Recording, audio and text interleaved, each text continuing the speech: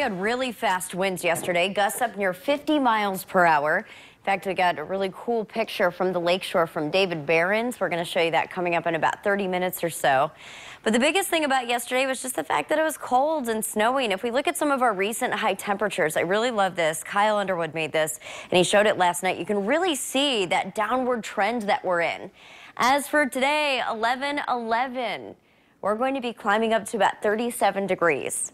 So stepping up slightly before another round of cold air brings us back down for Tuesday and Wednesday. So staying in the 30s this week.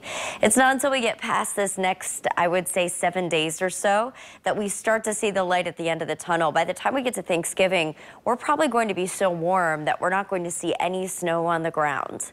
Here's Lake Macatawa right now, pretty quiet. A lot of those areas that saw snow yesterday have at least been paved, so that's good. But please be careful on your way to church or just heading out today, because we'll have some of those icy spots left over.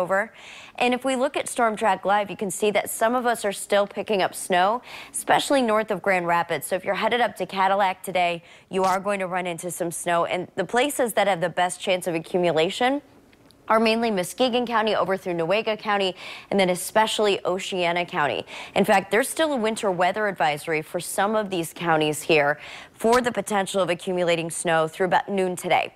So here's your snow futurecast, so you can see that band there. And it's not impossible for Holland or Muskegon or some portions of those counties to pick up closer to about an inch today just because of that band of snow. But really, the best accumulation is going to be north of Grand Rapids, and then nothing for basically the rest of us, just some sprinkles and some flurries. We'll start off more flurries early because obviously it's colder in the morning. Temperatures are in the 20s, but we have wind out of the south at about 10 miles per hour, and that's going to help to warm us up today above freezing. So we start off with some of those flurries. Then as we work into the afternoon, we're going to have temperatures warm enough to give us just a few sprinkles mixing on in. So this is 3 o'clock, 4 o'clock, 5 o'clock, much quieter than we've seen over the last 48 hours or so. By 9 o'clock, we could really start to see some of those sprinkles work their way in. So today's forecast, county by county, a lot of 30s on the board. Fremont 38, Newaygo 38, 37 for a lot of spots in Oceana, all the way down through Ottawa. And if we look at today's forecast for Allegan County and Kent County down through Barry County, temperatures will once again be in the upper 30s. So that means some melt, guys. That next shot of cold air, here it comes on Tuesday. You can see it wrapping down some lake effect snow.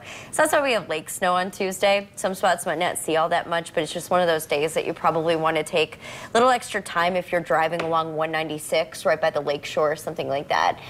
Those are the spots that could definitely be impacted. But overall, I think the big system, like the big accumulating one, is over with. We see the evidence outside, and now we're going to start to melt slowly through the week.